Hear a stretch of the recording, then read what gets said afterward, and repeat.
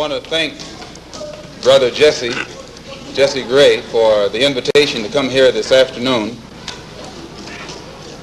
and participate in this rally, which I believe is for the good of the community, the good of the black community.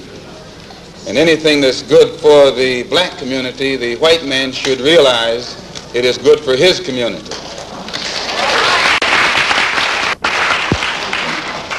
Jesse Gray is one of the key persons in the Harlem area, primarily because he's dealing with one of the key problems, the problem of housing.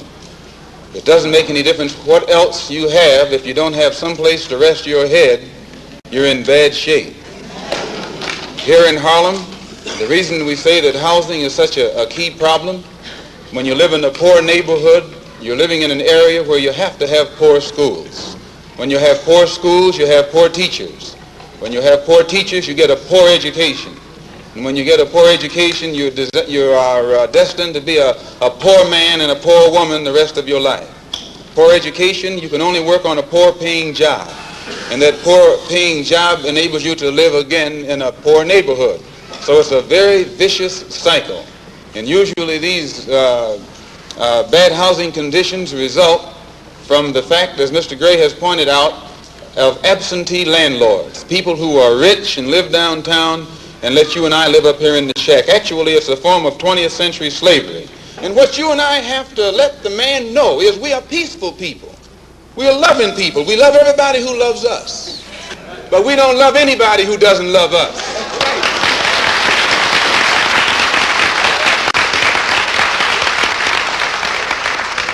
We're nonviolent with people who are nonviolent with us. But we are not nonviolent with anyone who is violent with us.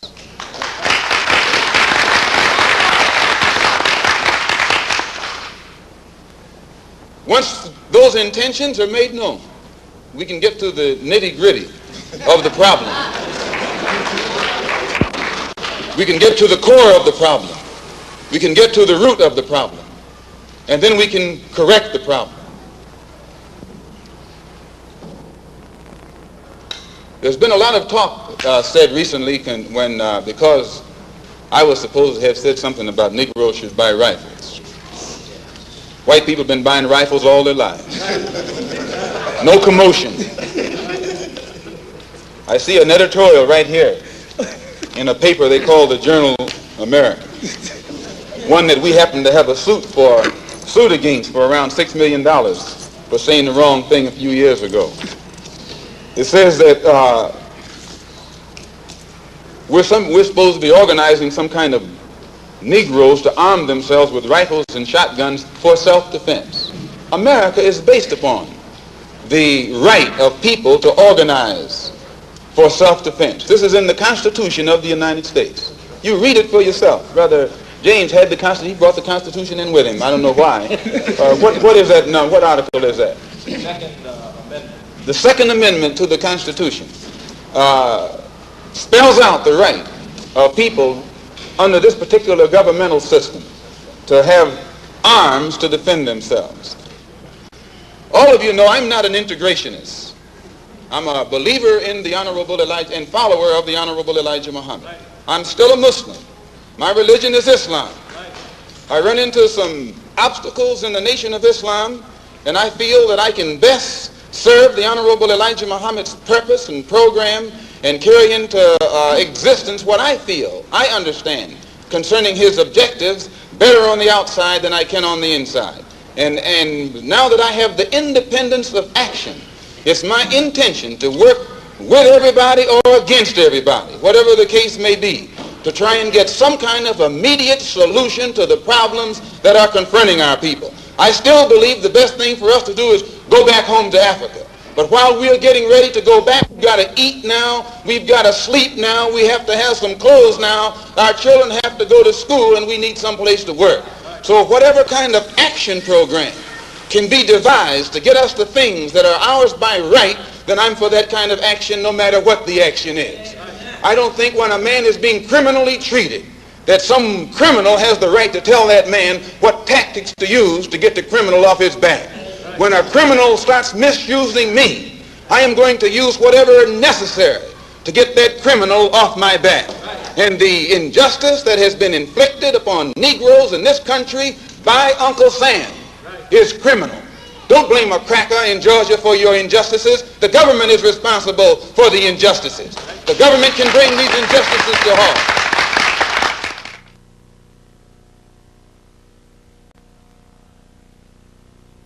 Whether you are a Christian or a Muslim or a nationalist, we all have the same problem. They don't hang you because you're a Baptist, they hang you because you're blind.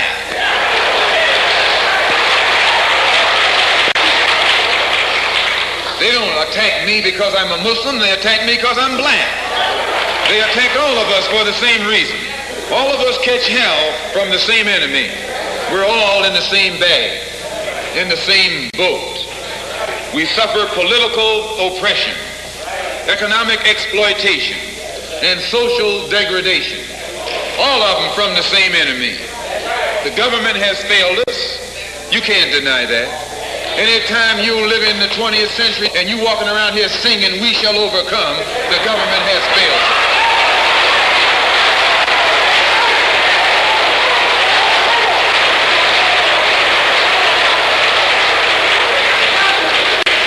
This is part of what's wrong with you. You do too much singing.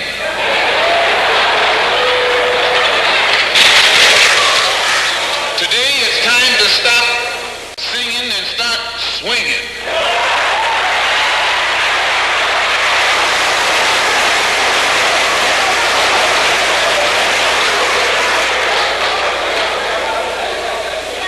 You can't sing up on freedom, but you can swing up on some freedom.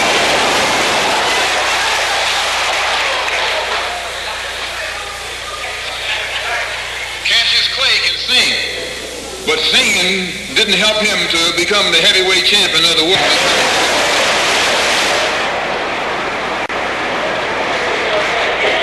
But this government has failed us. The government itself has failed us.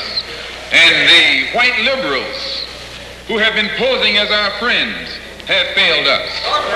And once we see that all these other sources to which we've turned have failed, we stop turning to them and turn to ourselves. We need a self-help program, a do-it-yourself philosophy, a do-it-right-now philosophy. It's already too late philosophy. This is what you and I need to get with. And the only way we're going to solve our problem is with a self-help program. Before we can get a self-help program started, we have to have a self-help philosophy. Black nationalism is a self-help philosophy. What's so good about it, you can stay right in the church where you are and still take black nationalism as your philosophy. You can stay in any kind of civic organization that you belong to and still take black nationalism as your philosophy.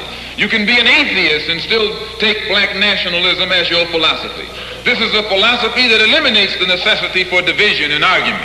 Because if you're black, you should be thinking black.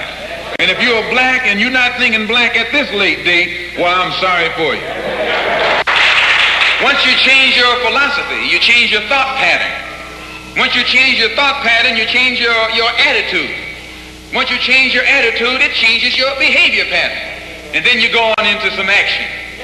As long as you got a sit-down philosophy, you'll have a sit-down thought pattern. And as long as you think that old sit-down thought, you'll be in some kind of sit-down everywhere. It's not so good to refer to what you're going to do as a sit-in. That right there castrates you. Right there it brings you down. What goes with it? Think of the image of someone sitting. An old woman can sit. An old man can sit. A chump can sit. A coward can sit. Anything can sit. Well, you and I have been sitting long enough, and it's time today for us to start doing some standing and some fighting to back that up.